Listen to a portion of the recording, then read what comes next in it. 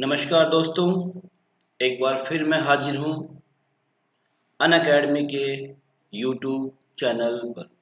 ठीक है, हम राजस्थान ज्योग्राफी के चैप्टर्स पढ़ रहे थे। हम पहला टॉपिक पढ़ रहे थे जिसका नाम था राजस्थान का परिचय, राजस्थान का विस्तार और राजस्थान की स्थिति। इस टॉपिक में अब तक हम पढ़ चुके हैं, जो देख चुके हैं वो है राजस्थान की स्थिति, राजस्थान की आकृति, राजस्थान का क्षेत्रफल, राजस्थान का नाम, राजस्थान की सीमाएं। कल हमने देखा है, उससे पहले हम देख चुके हैं जिले, संभाग, देशांतर और अक्षांश। तो यहाँ तक हम पढ़ चुके हैं। मैंने आपको सारे क्वेश्चंस करा दिए थे। अब जो राजस्थान है उसके कुछ और पार्ट हैं। राजस्थान के विभिन्न भागों के क्या क्या नाम हैं वो हम एक बार देख लेते हैं।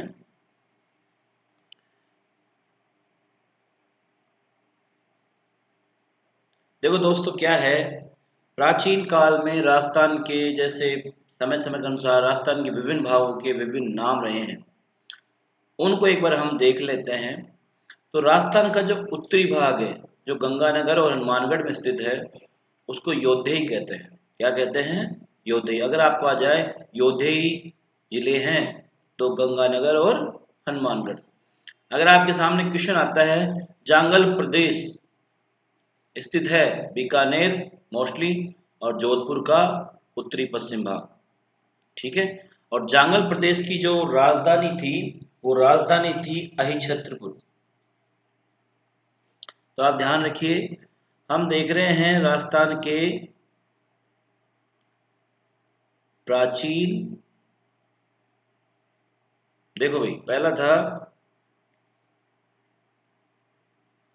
गंगानगर और हनुमानगढ़ का भूभाग प्राचीन काल में क्या कहलाता था? योधेय। जांगल प्रदेश, जांगल प्रदेश किन जिलों में स्थित है या किन जिलों के भाग को जांगल प्रदेश कहते हैं? तो ध्यान दीजिए, बीकानेर और जोधपुर का उत्तर पश्चिम भाग जांगल प्रदेश कहलाता है। बीकानेर और जोधपुर का उत्तर पश्चिम भाग क्या कहलाता है? जांगल प्रदेश कहलाता है। और इसकी राजधानी क्या है? जांगल प्रदेश की राजधानी अहिछत्रपुर है। क्या नाम है? अहिछत्रपुर। ठीक है भाई। अब आपको ध्यान रखना है, अहिछत्रपुर किसे कहते हैं? जो नागौर है, ऐतिहासिक काल में नागौर को क्या कहते हैं? अहिछत्रपुर। ऐतिहासिक काल में नागौर को अहिछत्रपुर कहते हैं। ध्यान रखिए आप। सदाल पक्ष, सपाद लक्ष्य, सपाद लक्ष्य। देखिए, सपाद लक्ष्य ऐतिहासिक रूप से अजमेर को कहते हैं और यहाँ पर चौहानों का शासन था। ठीक है, सपाद लक्ष्य किसको कहते हैं? अजमेर कहते हैं। और किसका शासन था यहाँ पर? चौहानों का शासन था। यह है सूरसेन। सूरसेन जो है जनपद काल में राजस्थान के पूरी भाग को, महाजनपद काल होता है एक, तो महाजनपद काल में राजस्थान के पूरी भाग को क्या कहते हैं? सूरसेन। और इस पूरी भाग में आता है भरतपुर, करौली, धौलपुर। और इसकी राजधानी क्या थी? सूरसेन की राजधानी थी मथुरा। अब आता है मत्स्य। जो मत्स्य है, जनपद काल में अलवर के दक्षिणी पश्चिम भाग को मत्स्य कहते हैं। और इसकी राजधानी आप जानते हो, बैराट या विराटनगर। वर्तमान में उसको विराटनगर बोलते हैं, प्राचीन नाम उसका बैराट था। यहाँ से आप जानते हो अशोक के अभिलेख प्राप्त हुए हैं, मौर्यकाल का उल्लेख है। मेदपाट, मेदपाट या प्रागवाट, मेदपाट या प्रागवाट। उदयपुर, सिरोही, राजसमंद, भीलवाड़ा और चित्तौड़गढ़।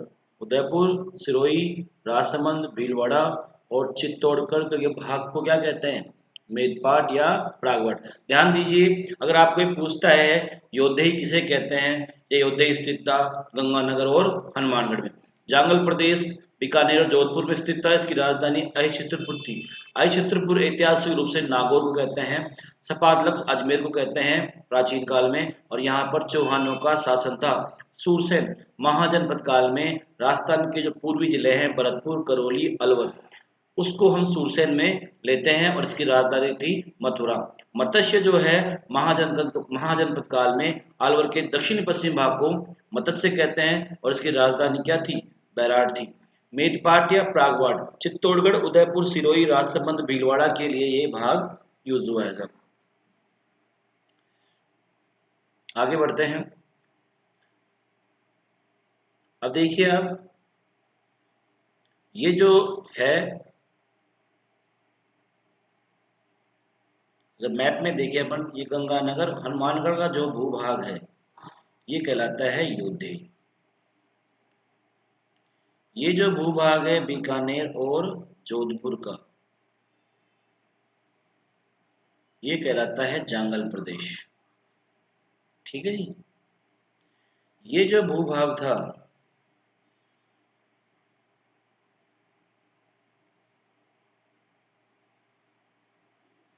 ये कहलाता है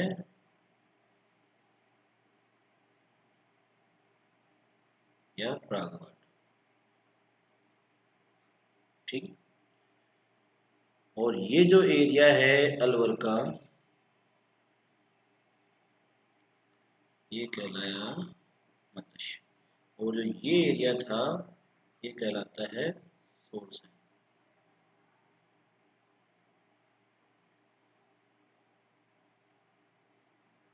ठीक है। और ये जो एरिया है जैसलमेर का मांड या वल, जैसलमेर। बाड़मेर का जो क्षेत्र है ये गलत है, यहाँ पे ये है चंद्रावती।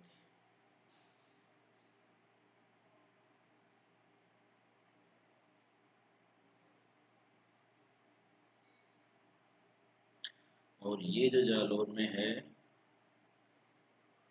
ये है जाबालीपुर। और ये मालानी क्षेत्र है बाड़मेर, नीचे आएगा बाड़मेर और जालौर बड़ा यहाँ पे आता है। ठीक है जी। तो एक बार फिर अपन देखते हैं।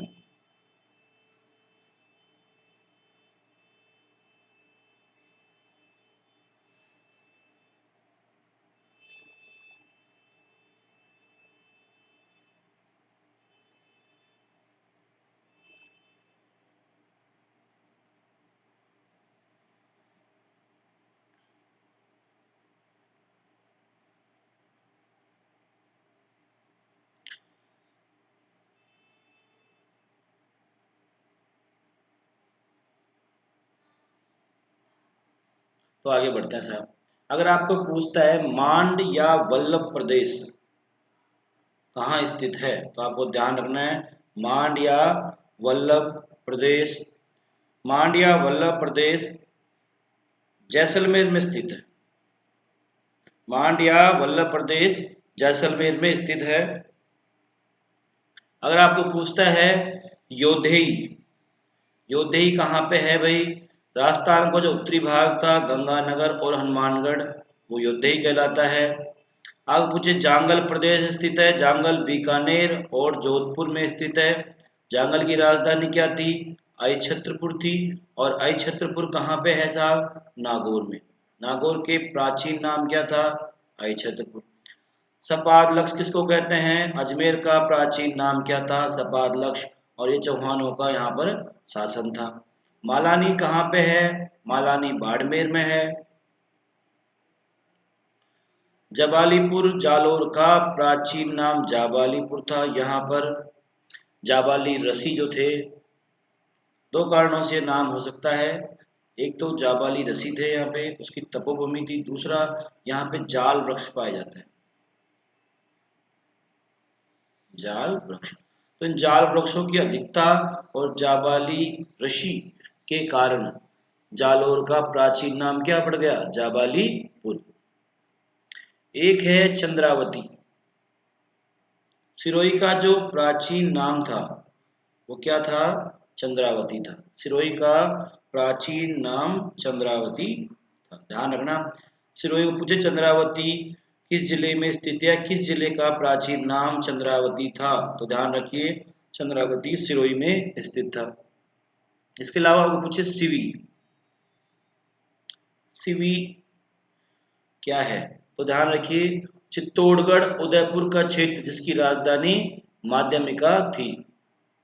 अब यहाँ पे आ जाइए, ये जो एरिया है, ये जो एरिया है चित्तौड़गढ़ और उदयपुर, इसको बोलते हैं सिवी। और सिवी की राजधानी क्या थी? माध्यमिका। माध्यमिका, ध्यान रखिए सिवी की राजधानी थी माध्यमिका। एक और प्रदेश है प्राचीन, हया। हया हया हया हया प्रदेश कोटा और बूंदी का प्राचीन नाम था। तो कुल मिला की भाई बात ये हो गई, दोबारा देख लो आप एक बार, कि योधेई, गंगानगर और मानगढ़ को कहते हैं। जांगल प्रदेश बीकानेर और जोधपुर का उत्तरी पश्चिम भाग है। इसकी राजधानी अहिछत्रपुर थी। अहिछत्रपुर ऐतिहासिक काल में नागौर को कहते हैं। सपादलक्स अजमेर को कहते हैं, यहाँ पर चौहानों का शासन था। सूरसेन जनपद काल में भरतपुर, करौली और धौलपुर कहते हैं। इसकी राजधानी मथुरा थी। मत्स्य अलवर के दक्षिणी पश्चिम भाग को मत्स्य कहते हैं। इसकी राजधानी बैराट या विराटनगर थी। मेदपाट या प्रागवाट चित्तौड़गढ़, उदयपुर, सिरोही, राजसमंद, भीलवाड़ा के लिए यूज हुआ है। सीवी उदयपुर और चित्तौड़गढ़ का क्षेत्र है और इसकी राजधानी माध्यमिका या मध्यमिका थी। हया कोटा और बूंदी के लिए यूज हुआ है। चंद्रावती सिरोही का प्राचीन नाम था। जवालीपुर जालोर को कहते हैं और जाबाल रसी और जाल वृक्ष के कारण। तो ये कुल मिलाकर आपका ये पहला पार्ट कंप्लीट हो गया था। अब हम देख लेते हैं कुछ क्वेश्चंस। ये तो एक मॉडल पेपर है, पुराने पेपर से करा रहा हूँ। आने वाले टाइम में आपको जैसे लाइव क्लास स्टार्ट होंगी तब आपको तरीके से पूरे क्वेश्चंस करा दिए जाएंगे। पहला क्वेश्चन है आपका, बाड़मेर, जैसलमेर, जोधपुर, बीकानेर में से कौन सा एक अंतरराष्ट्रीय, अरे पहला क्वेश्चन, बाड़मेर, जैसलमेर, जोधपुर, बीकानेर में से कौन सा एक अंतरराष्ट्रीय सीमा पर नहीं स्थित है? यानी कि इन चार जिलों में से कौन सा जिला अंतरराष्ट्रीय सीमा पर स्थित नहीं है? तो ध्यान दीजिए, आप जानते हैं अंतरराष्ट्रीय, मैंने आपको कल बताया था कि अंतरराष्ट्रीय सीमा पर राजस्थान के 4 जिले स्थित हैं। 4 जिलों में आते हैं गंगानगर, बीकानेर, जैसलमेर और बाड़मेर। तो जोधपुर क्या है? आंसर क्या होगा अपना? आंसर होगा जोधपुर। जोधपुर अंतरराष्ट्रीय सीमा पर स्थित नहीं है। ध्यान रखना, मैंने कल बताया था कि इस सीमा पर 4 जिले स्थित हैं अंतरराष्ट्रीय सीमा पर, और उन 4 जिलों के नाम है बाड़मेर, जैसलमेर और बीकानेर और गंगानगर। मैंने आपको बताया था, ये भी बताया था कि सबसे ज़्यादा सीमा जैसलमेर की लगती है 464 किलोमीटर, फिर लगती है बाड़मेर की 228 किलोमीटर, फिर लगती है बीकानेर की 168 किलोमीटर और फिर लगती है गंगानगर की 210 किलोमीटर। तो ये थी बात। तो आपको ध्यान रखना है, आपका क्वेश्चन आता है, आया हुआ क्वेश्चन है कि बाड़मेर, जैसलमेर, जोधपुर, बीकानेर में से कौन सा अंतरराष्ट्रीय सीमा पर स्थित नहीं है? तो जोधपुर। आप ये देखिए क्वेश्चन कितने आसान आते हैं, अगर आप पढ़ते हैं जो पढ़ा है अब तक उसके आधार पर आप सारे क्वेश्चन कर सकते हैं। राजस्थान का वह जिला जो अंतर्राष्ट्रीय अंतर्राज्यीय दोनों सीमा बनाता है। मैंने आपको कल भी कहा था, ये सारे क्वेश्चन कराए थे कि अंतर्राष्ट्रीय सीमा पर लगाने वाला केवल अंतर्राष्ट्रीय सीमा केवल राज्यों के साथ परिधि पर कितने जिले हैं। तो इसी प्रकार इस सवाल तक, राजस्थान का वह जिला जो अंतर्राष्ट्रीय और अंतर्राज्यीय जिसकी सीमा पाकिस्तान से लगती हो, राज्यों से लगती हो और जिसकी सीमा पाकिस्तान से भी लगती हो, किसी देश के साथ भी लग रही हो और राज्यों के साथ। तो मैंने कहा था 2 जिले ऐसे हैं राजस्थान के जो अंतर्राष्ट्रीय और अंतर्राज्यीय सीमा लगाते हैं, एक गंगानगर, दूसरा है बाड़मेर। गंगानगर और बाड़मेर दोनों जिले ऐसे हैं जो अंतर्राष्ट्रीय और अंतर्राज्यीय सीमा लगाते हैं।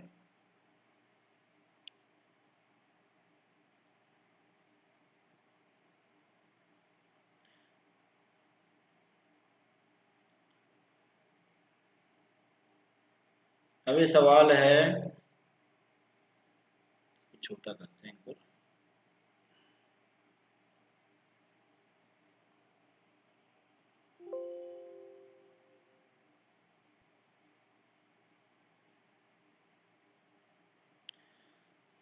-23.5 डिग्री उत्तरी अक्षांश रेखा और 23.5 डिग्री उत्तरी अक्षांश रेखा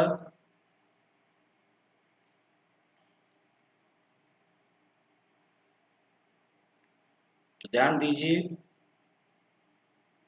23.5 डिग्री उत्तरी अक्षांश रेखा और 70 डिग्री पूर्वी देशांतर रेखा, यहाँ पे ले आप 23.5 डिग्री उत्तरी अक्षांश।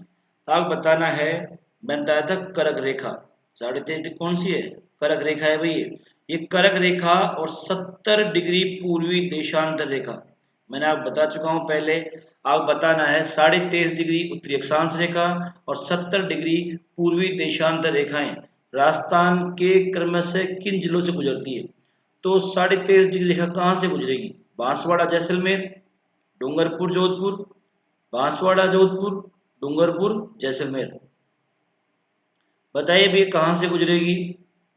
बांसवाड़ा और जैसलमेर, डूंगरपुर और जोधपुर, बांसवाड़ा और जोधपुर।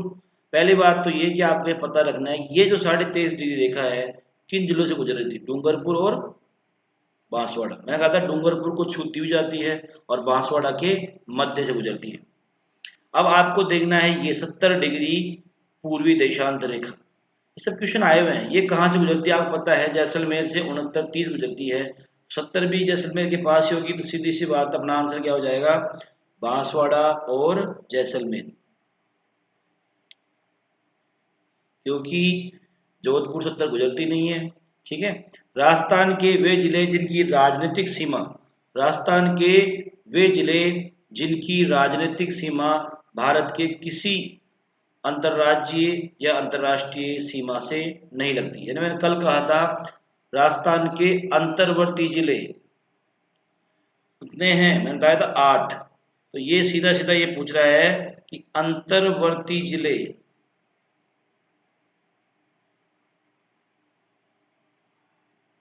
अंतर्वर्ती जिले, अंतर्वर्ती जिले कितने थे? 8। जोधपुर बताया था मैंने आपको, मैंने बताया था आपको नागौर, पाली, राजसमंद, अजमेर, भीलवाड़ा, टोंक और दौसा। तो आपको ध्यान देना है राजस्थान का इनमें से कौन सा अंतर्वर्ती जिला है। देखो सवाई माधोपुर और करौली की सीमा तो एमपी से लगती है, इन दोनों की सीमा किससे लग रही है? एमपी से। तो इनकी तो कहानी यही खत्म हो गई। भीलवाड़ा की सीमा भी लगती है किससे? एमपी से। तो आपके सामने बचा क्या ऑप्शन है? बूंदी। तो ध्यान रखना बूंदी राजस्थान का क्या है? अंतर्वर्ती जिला। मैंने कल आपको सीमाएं कराई थी, उन्हीं के क्वेश्चन है कुछ कुछ। राजस्थान राज्य का पूर्व पश्चिम और उत्तर दक्षिण देशांतरीय और अक्षांशीय अंतर क्या है? इसमें पूछ रहा है आपको देशांतरीय और अक्षांशीय अंतर, यानी कितने अक्षांशों में उनका विस्तार है। फॉर्मूला की विस्तार ये है कि कितने अक्षांशों में स्थित हैं।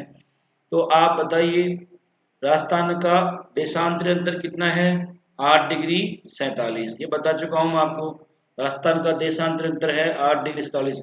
वहीं राजस्थान का अक्षांशीय अंतर कितना था? 60 डिग्री 9। तो हमारा आंसर क्या हो जाएगा? हमारा आंसर पहला हो जाएगा। ठीक है। तो राजस्थान का देशांतरीय अंतर है 8 डिग्री 47 और अक्षांश अंतर है 60 डिग्री 9। जालोर, बाड़मेर, सिरोही, जैसलमेर में से किस जिले की सीमा गुजरात और पाकिस्तान से लगती है? इन 4 जिलों में से ऐसा जिला ढूंढिए आप जिसकी सीमा किससे लगती हो? गुजरात से लगी। गौर से देखिए आप एक बार फिर, जालोर, बाड़मेर, सिरोही और जैसलमेर में से किसकी सीमा गुजरात और पाकिस्तान? अब देखिए हमने कल देखा था कि गुजरात के साथ राजस्थान के 6 जिले सीमा लगाते हैं, सिरोही, जालोर, बाड़मेर, उदयपुर, डूंगरपुर और बांसवाड़ा। तो सिंपल सी बात है, जैसलमेर का तो इसमें कोई लेना देना है नहीं। अब हम दूसरी तरफ देखते हैं, अंतर्राष्ट्रीय सीमा लगाते हैं चार, गंगानगर, बीकानेर, जैसलमेर और बाड़मेर। तो कुल मिलाकर कॉमन क्या हो गया, बाड़मेर, जो अंतर्राष्ट्रीय भी लगा रहा है और अंतर्राज्यीय। तो आपका आंसर क्या हो जाएगा, बाड़मेर। आगे बढ़ते हैं सर। राजस्थान की अंतर्राष्ट्रीय, बिल्कुल सिंपल क्वेश्चन है, कल बताया था मैंने। राजस्थान की अंतर्राष्ट्रीय सीमा की लंबाई कितनी है? तो आप बताइए, राजस्थान की अंतर्राष्ट्रीय सीमा की लंबाई, राजस्थान की अंतर्राष्ट्रीय सीमा की लंबाई है 1070 किलोमीटर। कितनी बार ये क्वेश्चन पूछा गया है। मैंने बताया था राजस्थान की कुल सीमा की लंबाई, अगर आपको आ जाए कुल, तो आपको बताया मैंने 5920। फिर मैंने कहा था ये अंतर्राष्ट्रीय हो गई, और अंतर्राज्य कितनी थी आपकी, 4850 किलोमीटर। ठीक है, तो राजस्थान की अंतर्राष्ट्रीय सीमा की कुल लंबाई है 1070 किलोमीटर, और राजस्थान की अंतर्राज्यीय सीमा की लंबाई है 4850 किलोमीटर, और राजस्थान की कुल सीमा की लंबाई है 5920 किलोमीटर। अब फिर क्वेश्चन है, राजस्थान के किस जिले की सीमा गुजरात से टच नहीं करती? अभी हम देख रहे थे गुजरात को पाकिस्तान टच कर रही है, अब हमें देखना है राजस्थान के कौन से जिले की सीमा गुजरात को नहीं छूती है। देखिए मैंने बताया था आपको,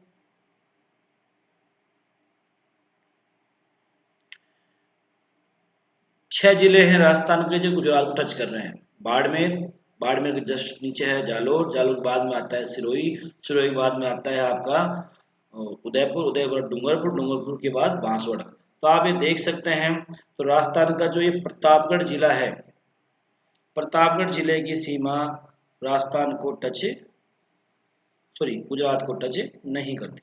ठीक है, ये क्वेश्चन हो जो है, ये देखो अगला क्वेश्चन। चलो आगे बढ़ते हैं। अब देखो साहब, यहाँ से हम एक नया टॉपिक स्टार्ट कर रहे हैं आज, और ये आपको समझना होगा। अच्छा टॉपिक है, इससे 2-3 क्वेश्चन हर एग्जाम में आते हैं, और बहुत शानदार लेसन है। अगर आप पहला और दूसरा पार्ट शानदार कर लेते हो राजस्थान का, तो आप ये मानिए कि आने वाले जितने भी पार्ट होते हैं, जितने भी लेसन होते हैं राजस्थान ज्योग्राफी के, इन दोनों पे ही टिके होते हैं। तो आपका पहला और दूसरा पार्ट अच्छी तरह आना चाहिए। इसके लिए आपको क्या है, पहले पार्ट को पढ़ने के लिए आपको राजस्थान के नक्शों की जरूरत पड़ती है, राजस्थान के मैप चाहिए। मैप को अच्छी तरह भरिए, बार बार भरिए, आसपास की सीमाएं बनाइए, उनमें जिले भरिए, संभाग बनाइए, उनको भर भर के देखिए, तब आपको वो समझ में आ जाएगा। अभी दूसरा जो पार्ट है राजस्थान के भौतिक प्रदेश, ये एक ऐसा पार्ट है जो जीवंत पार्ट बोलते हैं इसको, इसमें बहुत कुछ है। तो हम आगे बढ़ते हैं। पहले तो हमारी कहानी यहीं से स्टार्ट होती है कि भौतिक प्रदेश क्या होते हैं। आगे बढ़ेंगे उससे पहले हम देख रहे हैं कि भौतिक प्रदेश क्या होते हैं।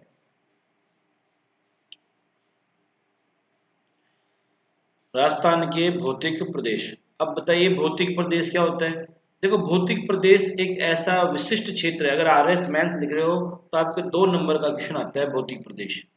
भौतिक प्रदेश एक ऐसा विशिष्ट क्षेत्र है जिसमें जलवायु और भौतिक उच्चावचों की औसत आंतरिक समरूपता पाई जाती है। ध्यान रखिए, भौतिक प्रदेश ऐसा विशिष्ट क्षेत्र है जिसमें जलवायु, 2 शब्दों का यूज किया मैंने, जिसमें जलवायु और उच्चावच, भौतिक प्रदेश एक ऐसा विशिष्ट क्षेत्र होता है जिसमें जलवायु के घटक और उच्चावचों के जो घटक है उनमें औसत आंतरिक समरूपता पाई जाती है, उसे कहते हैं भौतिक प्रदेश। ये तो गई एक बात। अब होता है दूसरी बात, भाई जलवायु घटक क्या होते हैं। तो आप ध्यान रखिए, जलवायु घटकों की बात करें तो आपकी जो तापमान है, वायुदाब है, तापमान, वायुदाब, वर्षा, वाष्पीकरण और आपका आर्द्रता, इन्हें हम क्या कहेंगे, जलवायु घटक। वहीं उच्चावच घटकों की हम बात करें तो उच्चावच घटकों में आपके सामने आते हैं, उच्चावच घटकों में आपके सामने आते हैं आपकी जैसे पर्वत हो गया, पठार हो गई, मरुस्थल हो गया, रेत हो गई, मैदान हो गए, नदियाँ हो गई, झीलें हो गई, इनको हम बोलते हैं उच्चावच घटक।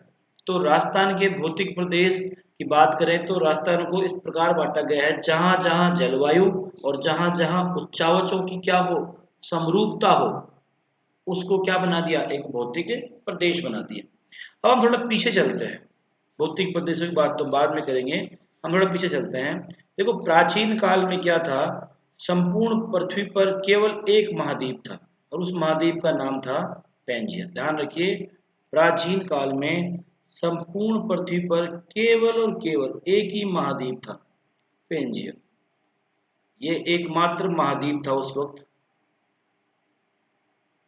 इसके विपरीत एक ही महासागर था। आज वर्तमान में जो ये महाद्वीप और महासागर रूप देख रहे हो, तो एक ही था महासागर और एक ही था महाद्वीप। तो आपको ध्यान रखना है, ये जो पानी पानी पानी पानी दिख रहा है, ये तो था पेंथालासा, ये क्या है, एक महासागर है। इसके विपरीत जो ये लाल लाल दिख रहा है आपको, ये बोलते हैं गहरा जो कलर है आपको मैरून टाइप का, ये क्या हो गया, एक पेंजेनिक महाद्वीप है। तो प्राचीन काल में एक ही महाद्वीप था और एक ही महासागर था। आपको ये समझना हो कि ब्रह्मांड की उत्पत्ति कैसे हुई, ब्रह्मांड का विस्तार कैसे हुआ, ये महाद्वीप कैसे बने, महासागर कैसे बने, वायुमंडल कैसे बना, ये कहाँ से आ गए, जीवन कहाँ से आ गया, पानी कहाँ से आ गया। तो एक यूट्यूब पे एक प्रोग्राम आता है, world history in 2 hours, world history in 2 hours,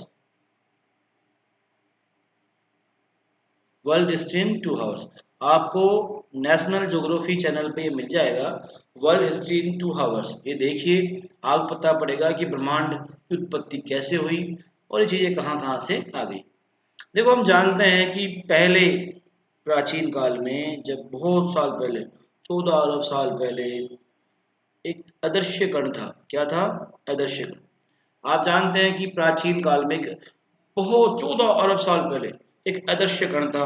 इस कण को हम कह सकते हैं ब्रह्मांडीय कण। क्या बोल सकते हैं, ब्रह्मांडीय कण। और इस कण में अचानक क्या हो गया, विस्फोट हो गया। इस कण में अचानक विस्फोट हुआ और विस्फोट इतना भयानक था, और विस्फोट के बाद में ये सारा ब्रह्मांड बनता गया। यानी कि सेकंड के 100वें हिस्से में, ध्यान रखिए, सेकंड के भी 100वें हिस्से में इस पूरे ब्रह्मांड का निर्माण हो गया। अब एक थ्योरी दी थी, बिग बैंग थ्योरी कहलाती है। जो थ्योरी थी क्या कहलाती है, बिग बैंग थ्योरी।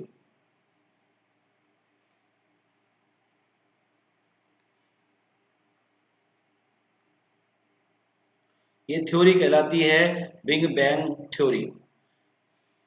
ठीक है, ये थ्योरी कहलाती है बिग बैंग थ्योरी।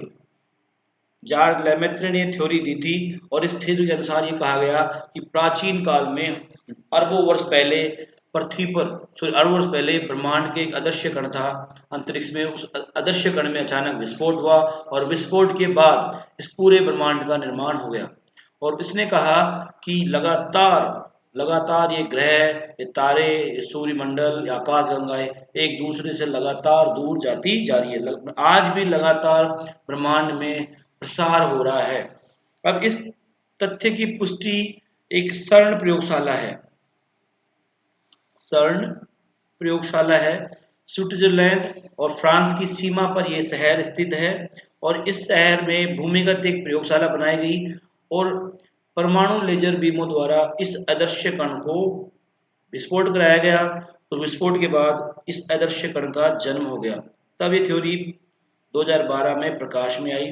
थोड़ी देर पहले आ गई थी, लेकिन इस कण की पुष्टि 2012 में हुई, और इसमें कहा गया यह जो अदृश्य कण है, इसी कण से सारे ब्रह्मांड का निर्माण हुआ। इस कण को 2012 में CERN में ढूंढा गया। दुनिया के 2500 वैज्ञानिकों ने लगातार मेहनत करके प्रयोगशाला में विस्फोट द्वारा इस कण को प्राप्त किया। इसकी पुष्टि हो गई। इस पुष्टि होने के बाद इस कण को नाम दिया गया पीटर हिग्स बोसान कण। इसको कह सकते हैं हिग्स बोसान कण। तो आपको ध्यान रखना है, इसी कण से पूरे ब्रह्मांड का निर्माण हुआ है। ठीक है, तो प्रारंभ में यहाँ से खानी होती है। पूरी पृथ्वी एकमात्र महाद्वीप था, पूरी पृथ्वी पर एकमात्र महासागर था, और इस महाद्वीप को हम कहते हैं पेंजिया और महासागर को कहते हैं पैंथालासा। ठीक है। अब देखिए क्या होता है, कालांतर में आता है एक सिद्धांत जो आप भौतिक भूगोल में पढ़ते हो, महाद्वीपीय विस्थापन सिद्धांत। अब आपके सामने सवाल आता है कि महाद्वीपीय विस्थापन सिद्धांत क्या है। एक्चुअल में क्या था, ये एक ही महाद्वीप था, और एक ही महाद्वीप था तो कालांतर में अनेक महाद्वीप बने। तो अनेक महाद्वीप बने तो उसको लेकर बहुत सारी थ्योरीज दी गई, सिद्धांत दिए गए, उनमें ही आते हैं महाद्वीपीय प्रवाह सिद्धांत। तो इस स्नाइडर से स्टार्ट होता है, टेलर का सिद्धांत आता है, वैगनर का आता है, फिर बाद में ये प्लेट टेक्टोनिक थ्योरीज आ जाती हैं। उनमें ये कहा गया कि एक काल था, उस काल में क्या हुआ, ये पैंजिया विभाजित हो गया। पैंजिया क्या हो गया, विभाजित हो गया, और पैंजिया दो भागों में बट गया। साहब कितने भागों में बट गया, दो भागों में पैंजिया डिवाइड हो गया। ये जो एक महाद्वीप था इसका विभाजन दो भागों में हो गया। एक भाग जो उत्तरी भाग कहलाया अंगारा लैंड, ध्यान रखा, उत्तरी भाग क्या कहलाया, अंगारा लैंड, और दक्षिणी भाग क्या कहलाया, गोंडवाना लैंड। तो कई बार आता है पेंजिया है, तो हम कह सकते हैं कार्बोनिक फेरस काल के टाइम में पृथ्वी पर एक ही महाद्वीप था, उस महाद्वीप को हम पेंजिया कहते हैं। पैंथालासा क्या है, कार्बोनिफेरस काल में पूरी पृथ्वी पर एक ही महासागर था, उस महासागर को हम पैंथालासा कहते हैं। अंगारा लैंड क्या है, कार्बोनिफेरस काल के बाद पेंजिया में विभाजन हुआ, और पेंजिया के विभाजन के बाद पेंजिया का उत्तरी भाग क्या कहलाता है, अंगारा लैंड। गोंडवाना लैंड क्या है, कार्बोनिफेरस काल में पेंजिया के विभाजन के बाद पेंजिया का दक्षिणी भाग जो स्थल भूभाग था उसे हम गोंडवाना लैंड कहते हैं। ये तो गई एक बात। अब आपके सामने आता है भाई इस पेंजिया और गोंडवाना लैंड का विभाजन क्यों हुआ, कौन से फोर्स थे। देखो आप एक बात ध्यान रखिए, कुकर होता है और कुकर को आप गैस पे रख देते हो और कुकर की सीटी नहीं आए तो कुकर फट जाएगा। उसी प्रकार पेंजिया जो था, पृथ्वी जो थी, पृथ्वी के आंतरिक भाग में रेडियो एक्टिव पदार्थ पाए जाते हैं। क्या पाए जाते हैं, पृथ्वी के आंतरिक भाग में रेडियो एक्टिव पदार्थ। अब ये रेडियो एक्टिव पदार्थ जो होते हैं इनमें आता है परमाणु, आपके जैसे यूरेनियम, थोरेनियम, बेरिलियम, रेडियम। अब ये लगातार टूटते हैं, टूटने से इनमें ऊर्जा मुक्त होती है, और ऊर्जा जब मुक्त हुई तो उसे निकलने के लिए कोई जगह चाहिए थी, और वो इसी के माध्यम से क्या हुई, बाहर आई। तो ध्यान रखिए पृथ्वी के अंदर रेडियो एक्टिव पदार्थों से उत्पन्न ऊर्जा के कारण पृथ्वी का क्या हो गया, विभाजन हो गया। ठीक है। अब देखते हैं आगे, यानी पेंजिया का विभाजन हो गया। पेंजिया जब बटा तो जो महासागरीय पानी था वो भी अंदर आ गया और बहुत सारे सागरों का निर्माण हुआ। तो देखिए जो उत्तरी भाग है ये है आपका गोंडवाना लैंड, सॉरी अंगारा लैंड। उत्तरी भाग क्या है, ये अंगारा लैंड हो गया। अब ये पानी यहाँ भर गया, इसमें स्पेस था बीच में, तो बीच में क्या आ गया, पानी। वहां पे एक बनी 33 सागर भूसन्नति और एक बन गया निचला भाग गोंडवाना लैंड। अभी 33 सागर मैंने साथ ले रखा है भूसन्नति। देखो भूसन्नति क्या होती है, भूसन्नति कुछ ऐसी होती है या यूं होती है, और गहरी कर दो, एक गहरा गड्ढा होता है। अब इसमें लगातार मलबे आते रहते हैं, मलबे आते रहते हैं, मलबे आते रहते हैं, मलबे आते रहते हैं, और ये भर जाती है, और फिर उसमें क्या होता है, संकुचन होता है, फिर उठान होता है, और इससे पर्वतों का निर्माण होता है। तो क्या भूसन्नति क्या है, भूसन्नति एक गर्त होता है। क्या होता है, गर्त। और गर्त को बोलते हैं पर्वतों का पालना। क्या बोलते हैं, पर्वतों का पालना। गर्त को बोलते हैं पर्वतों का पालना। ध्यान रखिए भूसन्नति क्या है, एक गर्त था जो अंगारा लैंड और गोंडवाना लैंड के मध्य स्थित थी, और इस गर्त में धीरे धीरे अवसादों के जमा होने से ही ये माना जाता है कि मैदानों का निर्माण हुआ, मैदानों और मरुस्थल का निर्माण। पहले सिद्धांत दिया जाता था हिमालय की उत्पत्ति में या पर्वतों की उत्पत्ति में कि इनका निर्माण भी 33 सागर भूसन्नति से ही हुआ है। लेकिन बाद में टेक्टोनिक थ्योरी आती है, वो सिद्धांत को खंडित कर देती है। तो कुल मिला के भौतिक प्रदेश क्या होते हैं? भौतिक प्रदेश एक ऐसा विशिष्ट क्षेत्र होता है जिसमें जलवायु और उच्चावच घटकों की औसत आंतरिक समरूपता पाई जाती है। पहले जो प्राचीन काल था, 14 अरब साल पहले, उसमें एक छोटा सा कण था अंतरिक्ष में। उस कण में क्या हुआ? विस्फोट हुआ। और कण में विस्फोट होने के सेकंड के 100वें हिस्से बाद जैसे ब्रह्मांड की उत्पत्ति होती है और लगातार ब्रह्मांड फैल रहा है, सब चीजें आ गई, आकाश गंगा आ गए, तारे आ गए, ग्रह आ गए, सौर मंडल आ गए, जितनी चीजें थी सब आ गई। ठीक है, आगे बढ़ते हैं। और इसकी थ्योरी हमने देखा क्षण में पुष्टि हो गई, हिग्ग बोसान दे दिया। बाद में पृथ्वी पर धीरे धीरे एक जो पृथ्वी का गोला था, ठंडा हुआ, ठंडा होने के बाद उस पर एक महाद्वीप बना और एक महासागर। तो एक ही महाद्वीप था पेंजिया था, और एक ही महासागर था पैंथालासा था। कालांतर में पेंजिया में विभाजन हो गया और दो महाद्वीप बन गए, अंगारा लैंड और गोंडवाना लैंड। और अंगारा लैंड और गोंडवाना लैंड के बाद में विभाजन होने के बाद उनके बीच में जो गैप आया, जो गर्त पैदा हो गया, उस गर्त को बोलते हैं 33 भूसन्नति। अब आपका क्या है, यहीं से राजस्थान के भौतिक प्रदेशों की खानी स्टार्ट होती है। ये जो दो चीजें आप देख रहे हो, 33 भूसन्नति और गोंडवाना, इससे ही राजस्थान के भौतिक प्रदेशों का निर्माण होता है। एक और बात ध्यान रखना, राजस्थान के जो भौतिक प्रदेश हैं उनका विभाजन के कार्य सबसे पहले मिश्रा जी ने किया था, ये बात थी। फिर आता है लोचन जी, सेन जी, लोचन जी, और लास्ट में जो विभाजन आता है वो हरिमोहन सक्सेना ने किया था। वर्तमान में अपन यही पढ़ते हैं। तो राजस्थान के भौतिक प्रदेशों का सबसे पहले विभाजन मिश्रा, सेन, लोचन, हरिमोहन सक्सेना। यहां से आगे बढ़ते हैं साहब अपन।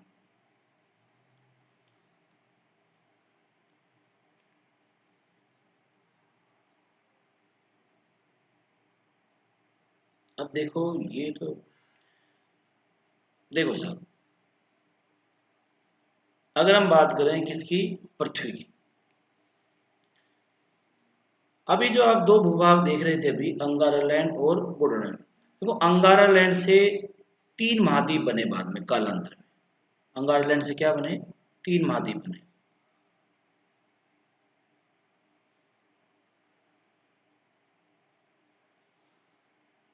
आप ध्यान दीजिएगा, अंगारा लैंड से फिर क्या बने? तीन महाद्वीप बने। देखो क्या है, पहला है आपका ये उत्तर अमेरिका, दूसरा है यूरोप, और तीसरा है एशिया। अंगारा लैंड से कालांतर में तीन महाद्वीपों का निर्माण हुआ, उत्तर अमेरिका, यूरोप और एशिया। उत्तर अमेरिका, यूरोप और एशिया। तक पूछे अंगारा लैंड का भाग नहीं है, अगर आपको दे दे अफ्रीका, उत्तर अमेरिका, यूरोप और एशिया, तो आप क्या कहेंगे? अफ्रीका। वहीं जो दूसरा भाग है गोंडवाना लैंड, इससे भी ये निम्न भूभाग बने या निम्न महाद्वीप बने, अफ्रीका महाद्वीप, दक्षिण अमेरिका महाद्वीप, इंडो ऑस्ट्रेलिया महाद्वीप और अंटार्कटिका महाद्वीप। ध्यान रखिए, अफ्रीका महाद्वीप, दक्षिण अमेरिका महाद्वीप, इंडो ऑस्ट्रेलिया महाद्वीप और अंटार्कटिका महाद्वीप। चार प्लेटें इधर थी, चार तीन प्लेट उधर थी, यानी सात महाद्वीप बन गए आपके इनसे, अंगारा लैंड से और गोंडवाना से। आप मुझे गोंडवाना लैंड का भाग है तो आप कह सकते हो अफ्रीका महाद्वीप है, दक्षिण अमेरिका महाद्वीप है, इंडो ऑस्ट्रेलिया महाद्वीप है और अंटार्कटिका महाद्वीप है। अब आता है राजस्थान का जो निर्माण, में पहले बता दिया, राजस्थान का निर्माण दो भौतिक प्रदेशों पे हुआ है या दो प्राचीन भूखंडों पर हुआ है, उसका नाम है गोंडवाना लैंड और 33 सागर। ठीक है, तो राजस्थान का निर्माण दो भूखंडों पे हुआ है, गोंडवाना लैंड और 33 सागर। अब देखो आगे बढ़ते हैं, ये बहुत शॉर्ट सी सारणी है। राजस्थान के भौतिक प्रदेश बता चुका हूं मैं, राजस्थान के भौतिक प्रदेशों का निर्माण दो भूखंडों पे हुआ है, गोंडवाना लैंड और 33 सागर। चलो दोस्तों, आज के लिए इतना ही काफी है। कल हम यहां से स्टार्ट करेंगे और राजस्थान के भौतिक प्रदेशों को हम पढ़ेंगे। इस सारणी को तो कंप्लीट कर देते हैं। चलो आगे बढ़ते हैं। अब देखिए, गोंडवाना जो लैंड है, गोंडवाना लैंड से राजस्थान के दो भौतिक प्रदेश बने हैं। गोंडवाना लैंड से राजस्थान के दो भौतिक प्रदेश बने हैं, एक बनी है अरावली और एक बना है हाड़ौती। तो आप पूछे भाई अरावली का निर्माण किस भूखंड पे हुआ है, तो आप कहेंगे गोंडवाना लैंड। अगर आपको पूछे दक्षिणी पूर्वी पठारी प्रदेश जो है आपका कोटा, बूंदी, बारा, झालावाड़ में, उसका निर्माण किस पर हुआ है? गोंडवाना लैंड में।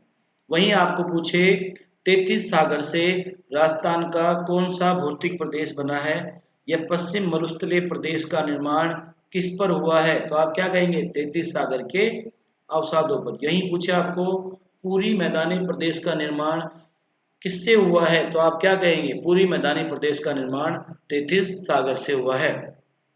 आगे बढ़ते हैं। अब आता है, अगर आपको कोई पूछता है कि अरावली का निर्माण किस काल में हुआ, तो आप ध्यान रखिए अरावली का निर्माण प्री कैम्बियन काल में हुआ है। किस काल में हुआ है? प्री कैम्बियन काल। वहीं आपको पूछे हाड़ौती या पठारी भाग का निर्माण किस काल में हुआ है? क्रिटेशियस, मायोसिक युग था, मेसोजोइक युग था, उसमें काल था क्रिटेशियस। उस क्रिटेशियस काल में आपका क्या बना है? दक्षिणी पूर्वी अठोरी हाड़ौती पठार या पठारी प्रदेश। आगे बढ़ते हैं। आपको पूछे मरुस्थल का निर्माण कब हुआ है? देखो मरुस्थल क्या है? प्लास्टोसीन काल से लेकर निम्न प्लास्टोसीन काल के बीच में बना है, दौरान बना है। निम्न प्लास्टोसीन से निम्न प्लास्टोसीन की ड्यूरेशन में इसका निर्माण हुआ है। वहीं निम्न प्लास्टोसीन का जो अंतिम चरण था उससे लेकर होलोसीन जो काल है, उस काल के दौरान पूरी मैदानी प्रदेश का निर्माण हुआ है। ठीक है जी। निर्माण काल क्या है? प्री कैम्बियन काल। किसका? अब मुझे अरावली का निर्माण कब हुआ? प्री कैम्बियन काल में। हाड़ौती के पठार का निर्माण कब हुआ, या पठारी प्रदेश का निर्माण क्या हुआ? मेसोजोइक युग के क्रेटेशियस काल में। मरुस्थल जो राजस्थान का है उसका निर्माण कब हुआ? प्लास्टोसीन या निम्न प्लास्टोसीन के दौरान। और पूरी मैदानी प्रदेश का निर्माण कब हुआ? निम्न प्लास्टोसीन काल के अंतिम चरण से होलोसीन काल के चरण तक। आप ये ध्यान रखिए मानव की जो उत्पत्ति है, मानव की उत्पत्ति होलोसीन काल में ही हुई है। ठीक है। अब आपको पूछे निर्माण क्रम। आप पूछे राजस्थान का सबसे प्राचीनतम भौतिक प्रदेश कौन सा है? जब आपको प्राचीनतम पूछे तो अरावली राजस्थान का सबसे प्राचीनतम भौतिक प्रदेश है। उसी प्रकार राजस्थान का नवीनतम भौतिक प्रदेश पूछे तो पूरी मैदानी प्रदेश राजस्थान का सबसे नवीनतम भौतिक प्रदेश है। ध्यान रखिए सबसे नवीनतम भौतिक प्रदेश कौन सा है? पूरी मैदानी प्रदेश। और सबसे प्राचीनतम भौतिक प्रदेश कौन सा है? अरावली। तो इसी प्रकार पूछ रहा है राजस्थान के किस भौतिक प्रदेश का निर्माण सबसे पहले हुआ? तो ध्यान रखना सबसे पहले जिसका निर्माण हुआ उसका नाम है अरावली। दूसरे नंबर पर निर्माण हुआ क्रेटेशियस काल में हाड़ौती के पठार पर। तीसरे नंबर पे आता है आपका मरुस्थल। और सबसे लास्ट में कौन सा भौतिक प्रदेश बना चौथे नंबर पर? आपका मैदान। तो यहाँ पे ध्यान रखना सबसे पहले किस भौतिक प्रदेश का निर्माण हुआ, तो यहाँ पे जब भी पूछे आप बताएंगे अरावली का निर्माण सबसे पहले हुआ। और सबसे लास्ट में किसका निर्माण हुआ? तो पूर्वी मैदानी प्रदेश का निर्माण सबसे अंत में होता है। अगर आपको पूछता है कि जो ये आपका अरावली है वो राजस्थान के कितने प्रतिशत भाग पे है, तो ध्यान रखिए अरावली राजस्थान के लगभग 9% भाग पर फैली हुई है। अरावली में राजस्थान की कितनी प्रतिशत जनसंख्या निवास करती है? अगर आपको ये पूछ रहा है कि अरावली में राजस्थान की कितनी प्रतिशत जनसंख्या निवास करती है, तो राजस्थान की 10% जनसंख्या अरावली में निवास करती है। वहीं अगर आपको पूछता है कितनी सेंटीमीटर वर्षा अरावली प्रदेश में होती है, तो 40 से 60 सेंटीमीटर वर्षा अरावली प्रदेश में होती है। अगर आपको कोई पूछता है एग्जाम में आता है कि राजस्थान में अरावली जो प्रदेश है उसमें किस प्रकार की जलवायु पाई जाती है, तो ध्यान रखिए अरावली में उपाद्र जलवायु पाई जाती है। ठीक है। अब पूछा अरावली में किस प्रकार की मिट्टी पाई जाएगी, तो अरावली जो प्रदेश है उसमें पर्वतीय मिट्टी या इनसेप्टिसोल्स मिट्टी पाई जाती है। पर्वतीय या इनसेप्टिसोल्स मिट्टी पाई जाती है। अगर आपको पूछे वनस्पति, तो वनस्पति शुष्क और आर्द्र मानसूनी वन पाए जाते हैं अरावली में। शुष्क भी पाए जाते हैं। देखो मानसूनी वन जो होते हैं, पतझड़ी वन होते हैं, उनको वर्षा की मात्रा के आधार पर दो भागों में बांटा गया है, आर्द्र मानसूनी आर्द्र पतझड़ी या शुष्क मानसूनी या शुष्क पतझड़ी। ठीक है। तो अरावली में दोनों टाइप की वनस्पति मिलेगी। दोबारा बता रहा हूँ अरावली का निर्माण गोंडवाना लैंड पे हुआ है। अरावली गोंडवाना लैंड का भाग है जिसका निर्माण प्री कैम्ब्रियन काल हुआ है और यह सबसे पहले बनने वाला भौतिक प्रदेश था, अतः सबसे प्राचीनतम भौतिक प्रदेश है। ये राजस्थान के लगभग 9% भाग पे है और इसमें राजस्थान की 10% जनसंख्या निवास करती है। इस प्रदेश में 40 से 7 सेंटीमीटर वर्षा होती है और यहाँ पर उपाद्र जलवायु पाई जाती है और मिट्टी जो यहाँ पाई जाती है वो पर्वतीय प्रकार की मिट्टी होती है और इसे इंसेप्टिसोल्स अपन वैज्ञानिक वर्गीकरण में कहते हैं। और यहाँ जो वनस्पति मिलती है आर्द्र शुष्क मानसूनी पतझड़ी वनस्पति पाई जाती है। तो देखो ये जो सारणी है आपकी बहुत इंपॉर्टेंट है। इस सारणी से 100% क्वेश्चन आएंगे, एक या दो। हर एग्जाम से कोई भी एग्जाम हो जरूर क्वेश्चन आता है, तो सारणी आप कंटेस्ट याद कर लेना, ठीक है। आगे बढ़ते हैं। हाड़ौती या दक्षिणी पूर्वी पठारी प्रदेश। मैंने कहा ये इस पठारी प्रदेश का निर्माण भी गोंडवाना लैंड पे हुआ है, क्रेटेशियस काल में हुआ है और ये दूसरा भौतिक प्रदेश है जो राजस्थान के लिए बना। अब ध्यान रखिए ये जो भौतिक प्रदेश है यह राजस्थान के कितने प्रतिशत भाग पे है, तो ध्यान रखिए यह भौतिक प्रदेश लगभग तो 7% पे है, लेकिन इसका फैक्चुअल निकाले तो 6.89% पर इसका क्या है, विस्तार है।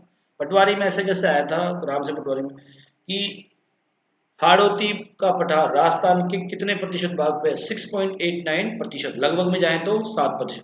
जनसंख्या कितने निवास करती है, यहाँ पे जनसंख्या 11% निवास करती है। वर्षा कितनी होती है यहाँ पर, तो ध्यान रखना यहाँ पर 80 से 120 सेंटीमीटर वर्षा होती है। जलवायु कैसी पाई जाएगी, यहाँ पे अति आर्द्र जलवायु पाई जाती है। मिट्टी कैसी पाई जाएगी, यहाँ पर काली मिट्टी पाई जाती है जिसे अपन क्या कहते हैं, वर्टिसोल्स। और वन कैसे पाए जाएंगे, वनस्पति शुष्क सागवान वन पाए जाते हैं। ध्यान रखना दक्षिणी पूर्वी हाड़ौती का पठार जो है पठारी प्रदेश है, यह राजस्थान के लगभग 7% भाग पर फैला हुआ है। राजस्थान की 11% जनसंख्या इसमें निवास करती है। यह 80 से 120 सेंटीमीटर यहाँ पर वर्षा होती है। यहाँ पे अति आर्द्र जलवायु पाई जाती है। मिट्टी यहाँ काली या वर्टिसोल मिलती है और यहाँ जो वन मिलते हैं शुष्क सागवान वन पाए जाते हैं। अगर हम मरुस्थल की बात करें तो मरुस्थल 33 सागर का भाग है। ध्यान रखना मरुस्थल किसका भाग है, 33 सागर का भाग है। मरुस्थल 33 सागर का भाग है, इसका निर्माण 33 सागर के अवशोषों पे हुआ है। यह राजस्थान के 61.11% भाग पे फैला हुआ है। इसमें राज्य की 40% जनसंख्या निवास करती है। यहाँ पर 0 से 50 सेंटीमीटर वर्षा होती है। शुष्क और अर्धशुष्क यहाँ पर जलवायु पाई जाती है।